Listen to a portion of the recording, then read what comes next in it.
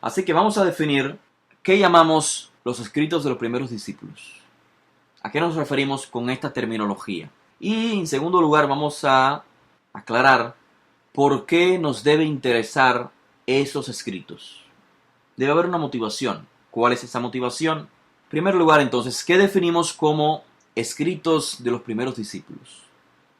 Bien, con estos términos nos referimos a todos los escritos que hoy tenemos de los primeros discípulos. Podemos categorizar como escritos de los primeros discípulos y existe la evidencia para ello. En estos escritos encontramos que se ha registrado no solamente las palabras, las enseñanzas, la biografía de Josué de Nazaret, sino también las enseñanzas de sus primeros discípulos. Y yo sé que sin duda alguno diría, bueno, ¿y por qué no llaman a los escritos de los primeros discípulos? ¿Por qué no los llamamos como el mundo occidental los conoce, como popularmente se conocen? Es decir, como Nuevo Testamento o la versión del término Nuevo Testamento en hebreo, Berit Hadashah, Nueva Alianza, etc. ¿Por qué les llamamos Kitvei Talmidim Rishonim? Los escritos de los primeros discípulos. Lo hacemos porque si queremos ser leales a la verdad, es decir, a la verdad histórica, debemos de definir las cosas y llamarlas tal y como son, o sea, y de identificar dichos escritos tal y como sus autores lo hicieron. No imponerle un término, una definición que fue desconocida por sus primeros, o sea, por los escritores originales. Entre paréntesis, la definición Berit Hadashah se usa dentro del movimiento mesiánico, judío mesiánico. En realidad es una traducción del título o la definición que el cristianismo le dio a estos documentos. En español, Nuevo Testamento. La traducción al hebreo, Berit Hadashah. El hecho de que el cristianismo haya tomado esta serie de escritos judíos, que obviamente preceden la fundación del cristianismo, y adjunten todos estos escritos judíos bajo una misma cobertura y le den en el título de la portada Nuevo Testamento, ¿qué significa esto? Significa que esta es la opinión que tiene el cristianismo en referencia a estos escritos. La definición de Nuevo Testamento o este título surge para crear un contraste entre un supuesto Antiguo Testamento. Es decir, el título que el cristianismo, la religión cristiana, le da a estos escritos tiene un objetivo, tiene intereses muy particulares. Estos intereses están sujetos a la teología cristiana, para la cual Jesús trajo una nueva ley, una ley que contrasta la ley de Moisés. Por lo tanto, todo lo que Israel conoció antes de Jesús es lo antiguo, y lo que vino a existir o a conocer el mundo después con Jesús es nuevo. Esa es parte de la teología cristiana. Y ahí está basada entonces el título de la portada en el mundo occidental, donde se recopilan los 27 libros, entre libros y correspondencias, se le da el nombre de Nuevo Testamento. Pero en realidad, estimados oyentes, esta no es la identidad propia de dichos escritos. ¿Por qué? Porque nunca los autores identificaron a sus escritos como un Nuevo Testamento o un nuevo pacto o Berit Hadashah. En ningún lugar encontramos que alguno de los autores diga, estoy escribiendo para que mi libro sea incluido o para que mi correspondencia sea incluida en estos tomos que llevan por título Nuevo Testamento. No, esto no existe.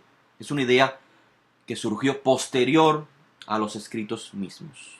Así que continuar identificando esos escritos como Nuevo Testamento, Nuevo Pacto, Berit Hadashah o Pacto Renovado, es en realidad perpetuar la percepción cristiana teológica sobre dichos escritos. No es perpetuar la identidad propia, no es respetar la identidad con la cual sus autores originales escribieron, la intención que tuvieron al escribir. Repito, escritos que preceden el inicio del cristianismo.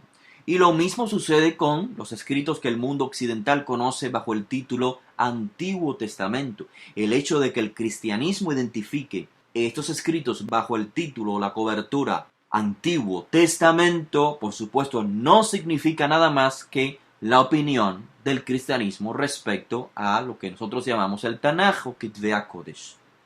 Así que en realidad, estimados oyentes, los escritos que los primeros discípulos hicieron son, como todos sabemos, no hay que ir a la universidad, tomar recursos del Nuevo Testamento para saberlo.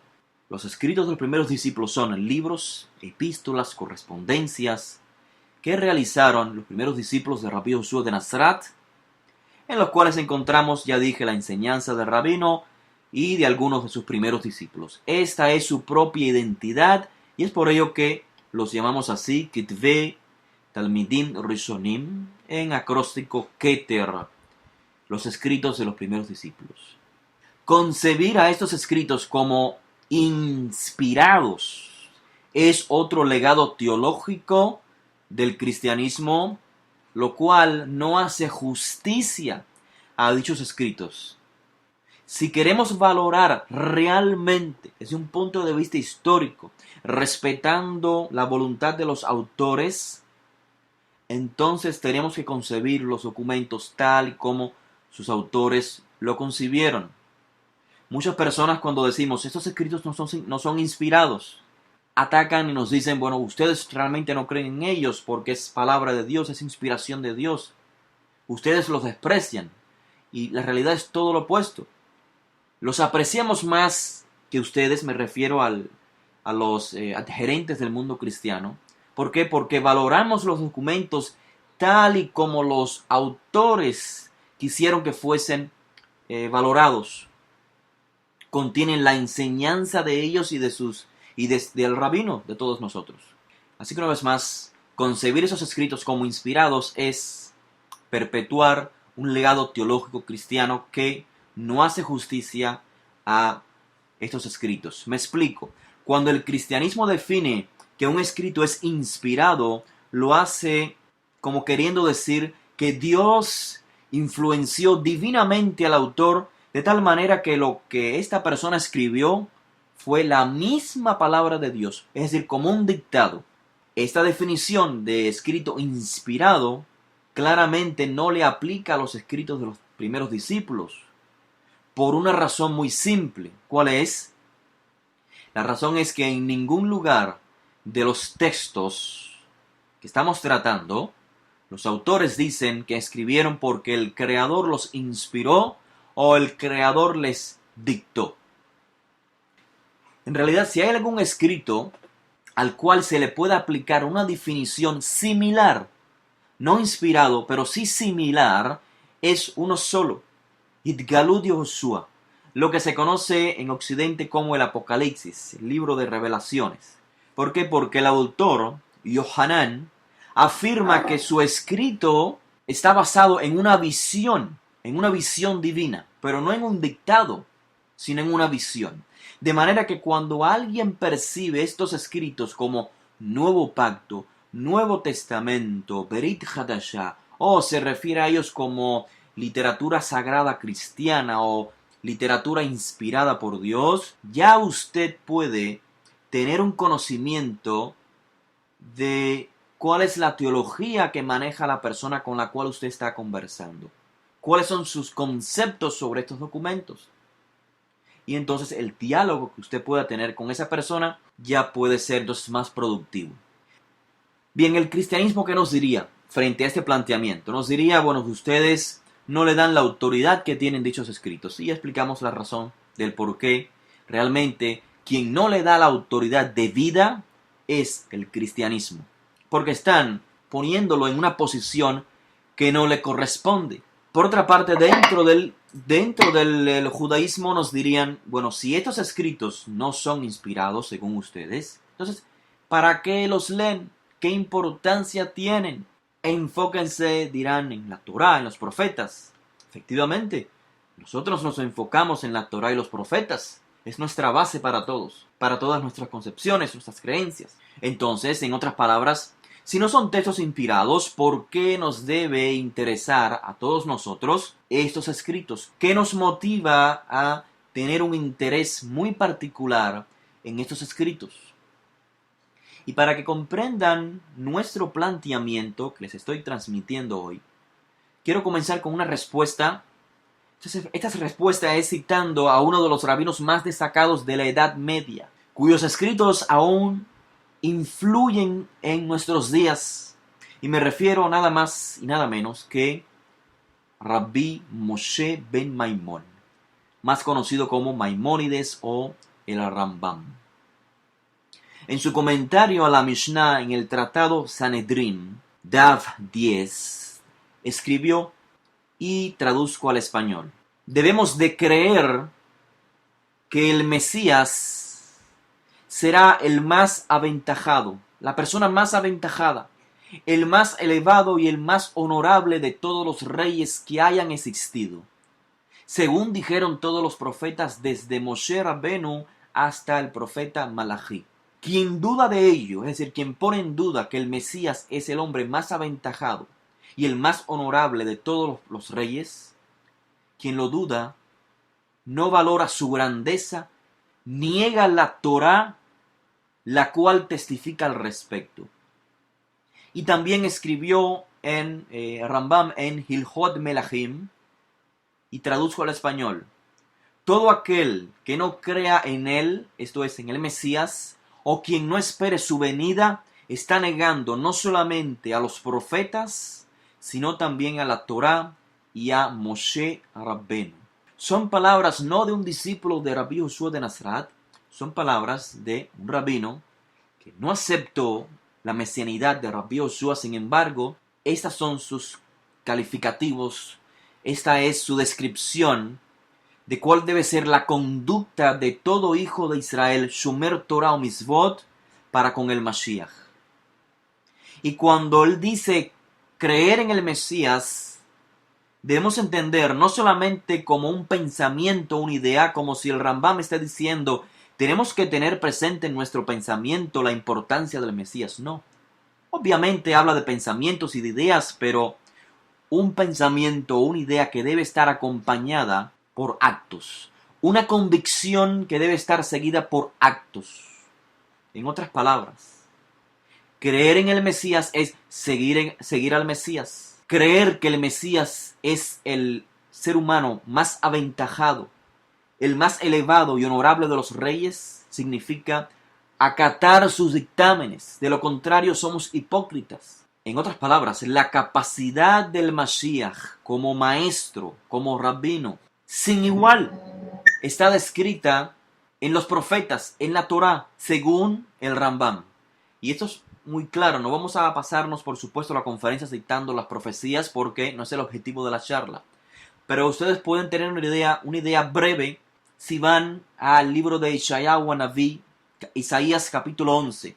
¿Qué le dice el profeta? Brotará un retoño de Ishai, un renuevo de sus raíces dará fruto, y dice que las islas esperan por su Torah, por su enseñanza. Y reposará sobre él Ruach Hashem, Ruach Chochma, Uvina, Ruach Etzah, Gvura, Ruach Da'ad, Ve'irat Hashem. Esto es en español, que la inspiración del Eterno estará sobre esta persona, sobre el retoño del tronco de Ishai, es decir, el Mashiach. Espíritu de sabiduría e inteligencia, Ruach Chochma, Uvina. Espíritu de consejo y de poder y de autoridad, espíritu de conocimiento y temor del Eterno. Se deleitará en el temor del Eterno, no juzgará por lo que vean sus ojos, ni dirá una sentencia por lo que oigan sus oídos, sino que juzgará con justicia y equidad. En otras palabras, según los profetas, según los rabinos, aún rabinos que no reconocen a Yahushua como el Mashiach. El Mashiach es un hombre cuya superioridad sobre los demás hombres radica en qué? En su sabiduría, en su conocimiento, en su justicia, en su autoridad. Así se resume la grandeza del Mashiach. La profecía de Moshe Rabbenu, en la cual dice que Hashem levantará un profeta y pondrá sus palabras en su boca, no solamente aplican a todos los profetas que siguieron después de Moshe, sino que también aplica al Mashiach. Y es por esto que hallamos en los escritos de los discípulos registradas las enseñanzas de Shimon Kefa. Mashiach Hashem et Yehoshua Minasarat, Beruach HaKodesh. Hashem ungió a Yehoshua de Nazaret con la influencia divina, con Ruach HaKodesh y con Koach, con autoridad divina. Esa es la grandeza de Rabbi Yehoshua, del Mashiach. Ahora, si esta ha de ser la percepción judía que recibimos de los profetas, de los primeros discípulos, de los rabinos, sobre el Mashiach, si así debemos de concebir y apreciar al Mashiach, si así debemos de valorar a este hombre elegido por Hashem, me pregunto y les pregunto a ustedes, ¿cuánto valor tendría un documento, por muy pequeño que sea, en el cual se registren las enseñanzas de este distinguido hombre y las de sus primeros discípulos? El valor es invaluable, es un tesoro invaluable, el documento donde se registren las enseñanzas de este distinguido hombre. Por lo tanto, aun cuando los textos no sean inspirados, como ya dijimos anteriormente, los escritos de los primeros discípulos no son textos inspirados. Dios no dictó a los primeros discípulos. Pero aun cuando estos textos no son dictados por boca de Hashem Yitbaraj, las enseñanzas registradas allí sí lo pueden ser, porque el rabino habló por Ruach HaKodesh, si es que creemos en los profetas, en lo que los profetas dijeron sobre el Mashiach, en lo que Moshe Rabbenu escribió respecto al Mashiach. Tanto el rabino como sus discípulos enseñaron bajo la influencia divina, y muchas de sus enseñanzas fueron registradas en los documentos que hoy estamos tratando. Por lo tanto, repito, no son textos inspirados, pero las enseñanzas registradas en ellos proviene de influencia divina. Por lo tanto, este es el tesoro invaluable del cual nosotros estamos hablando hoy. Y he aquí la razón por la cual nos interesan estos documentos. Habiendo comprendido esto, sobre estas bases que acabo de expresarles, vamos a adentrarnos en el análisis de hoy, que repito, es un resumen realmente de las clases que estaremos dictando próximamente en el Instituto Nahalat Yehoshua. Así que, brevemente, las preguntas que responderemos hoy o analizaremos son: ¿podemos confiar en los escritos de los primeros discípulos, en las copias que hoy tenemos? Pero desde un punto de vista histórico, ¿cuáles son las evidencias? ¿Por qué 27 libros? ¿Alguien decidió cuáles son los libros?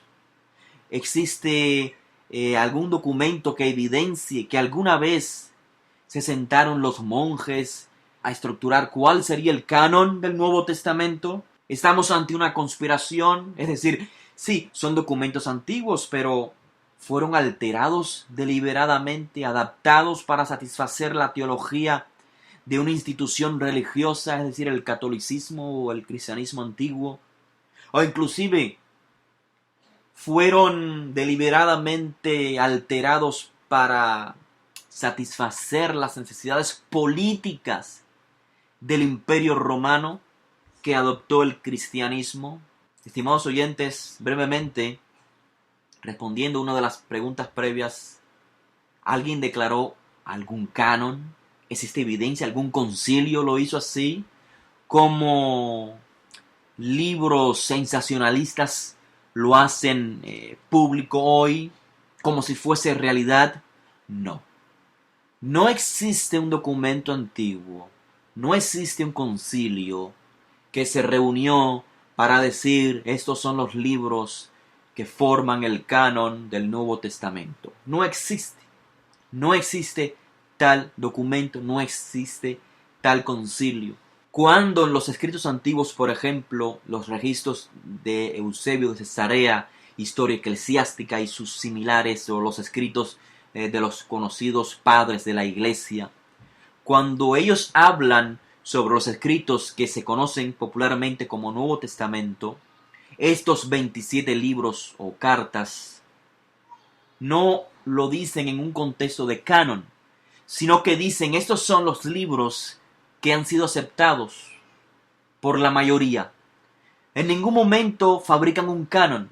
Inclusive cuando el emperador Constantino solicita que se hagan copias de lo que los padres de la iglesia consideran que es sagrado o lo que se debe estudiar según la iglesia cristiana, tampoco se hace un canon.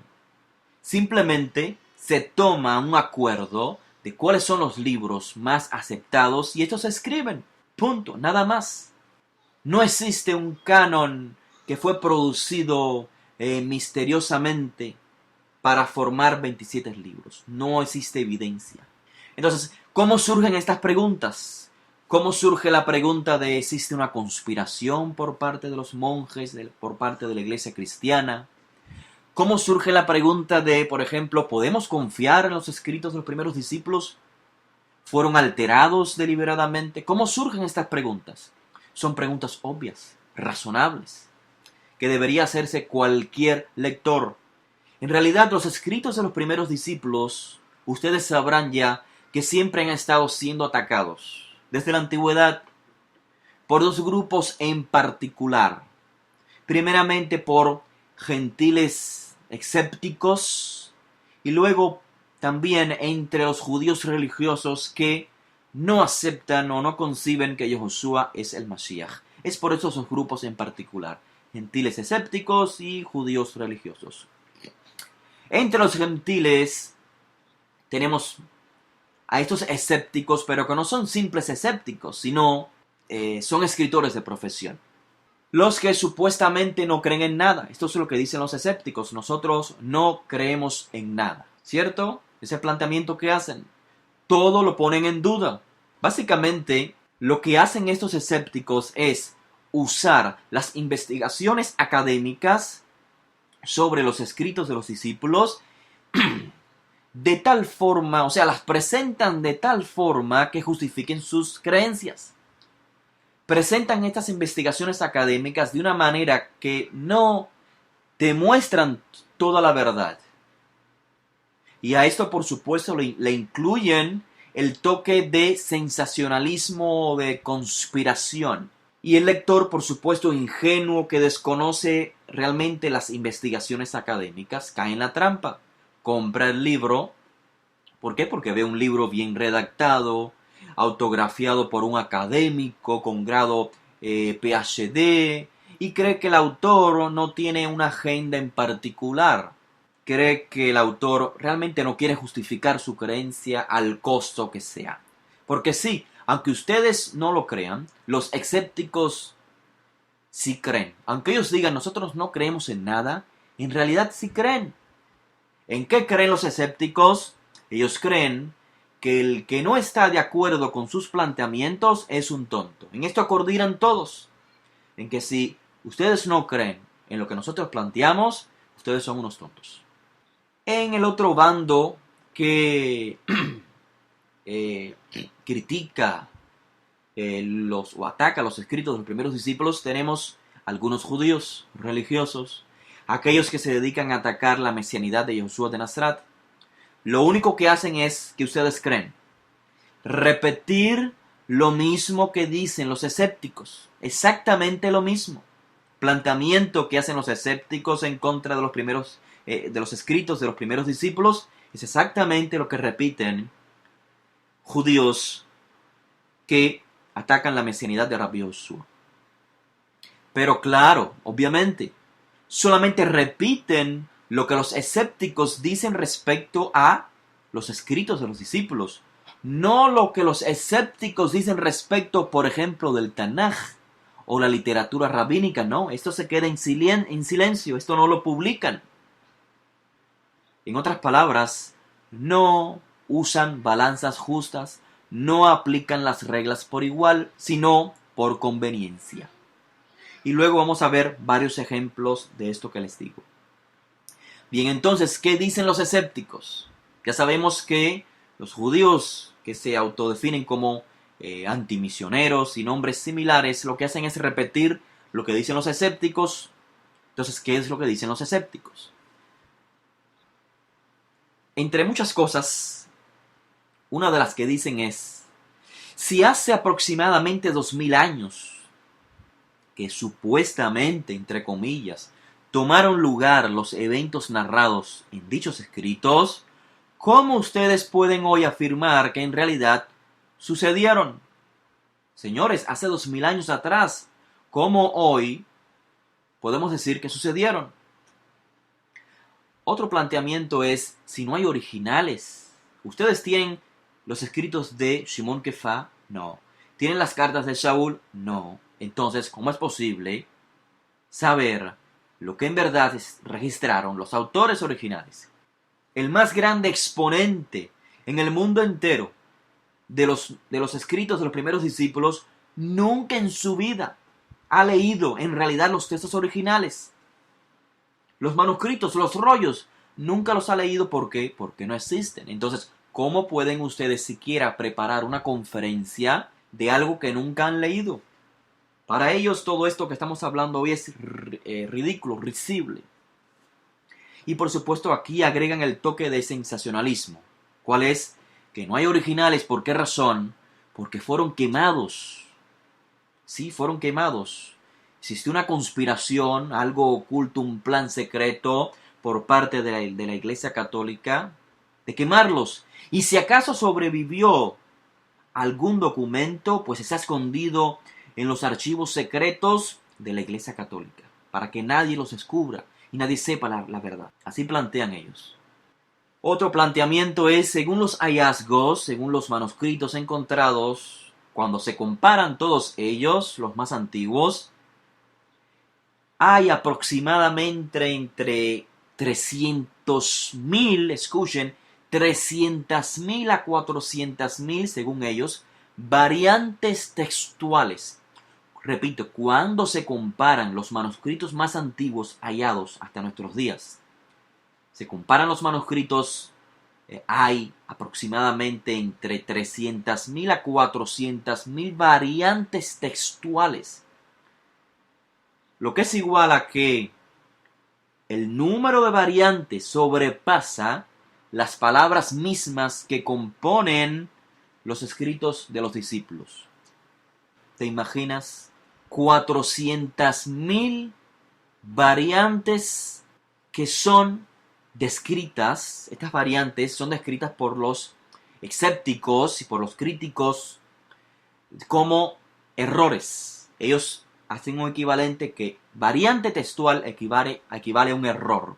Entonces, ¿cómo es posible que se pueda confiar en estos documentos si existen más variantes que palabras de estos documentos? Toda esta información, obviamente, estimado oyente, es a medias.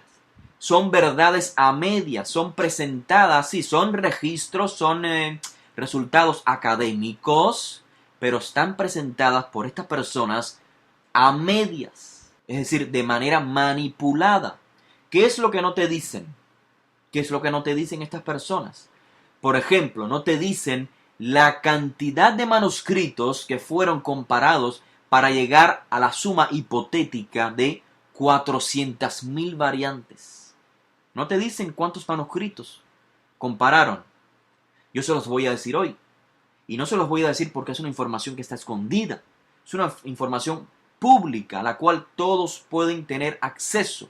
No hay que ir a una biblioteca en Londres para saber cuántos manuscritos antiguos existen de los escritos de los primeros discípulos. La información está en internet de lugares confiables.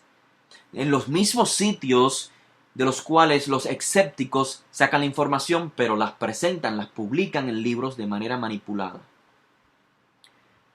Existen cerca de 30.000 manuscritos antiguos en diferentes idiomas, por supuesto, de los escritos de los primeros discípulos. Estamos hablando de fragmentos de finales del primer siglo hasta la era media. Ahora, imagina, estimado oyente, imagina, cuando estos 30.000 manuscritos son comparados entre sí, es muy normal, es natural, totalmente natural, que existan variantes. ¿Por qué? Porque no fueron fotocopiados. En aquel momento de la historia no existían las fotocopias. Las copias se hacían a mano. El error es normal, es natural. Pero este número de manuscritos, repito, estos 30.000 manuscritos no te lo dicen ellos. Solo te dicen que hay más variantes que palabras en dichos escritos. ¿Con qué fin? Para que pongas en duda la confiabilidad de dichos escritos. Pero hagamos la matemática. Hoy podemos hacer la matemática, ¿cierto? Supongamos que en efecto hay, supongamos hipotéticamente, los 400.000 variantes. Nadie sabe en realidad cuántas variantes hay, pero ellos hipotéticamente dicen que hay 300.000 a 400.000. Pongamos la cifra mayor. 400.000 variantes ¿entre qué? Entre 30.000 manuscritos. ¿Qué nos da la matemática? 13, 14, no sé, ustedes sabrán. 400.000 variantes entre 30.000 manuscritos. En otras palabras, a grosso modo, hay solamente 13 variantes por cada manuscrito. ¿Y por qué no te lo dicen de esta manera? ¿Por qué no te dicen el Nuevo Testamento, todos los manuscritos que se han hallado solamente tienen una variante textual de 13 o 14, nada más? ¿Por qué? Porque si lo presentan de esa manera, estamos hablando de documentos fidedignos, documentos en los cuales podemos confiar. ¿Por qué no te dicen este número, sino que te dicen el número alto? El número, o sea, te presentan la información de tal manera que tú comienzas a dudar. Existen más variantes, que esto significa errores. Más errores que palabras en el Nuevo Testamento.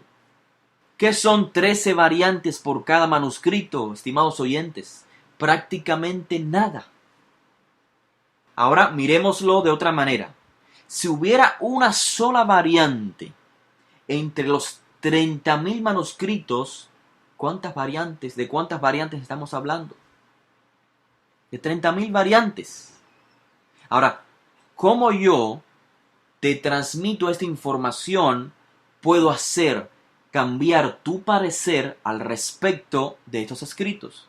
Si yo te digo, los escritos de los discípulos tienen 30.000 variantes textuales, lo que equivale a errores. Imagínate, ¿tú crees que vas a confiar en estos escritos? Por supuesto que no. Quizás ni los vas a leer. ¿Por qué? Porque te acabo de decir que el Nuevo Testamento tiene 30.000 variantes textuales. Nadie lo leería. Pero si yo te digo la misma información, pero de manera completa, sin manipular, ¿qué es? Que hay 30.000 manuscritos y al compararlo encontré 30.000 variantes, lo cual equivale a una variante por manuscrito. Te acabo de cambiar totalmente la perspectiva, ¿cierto?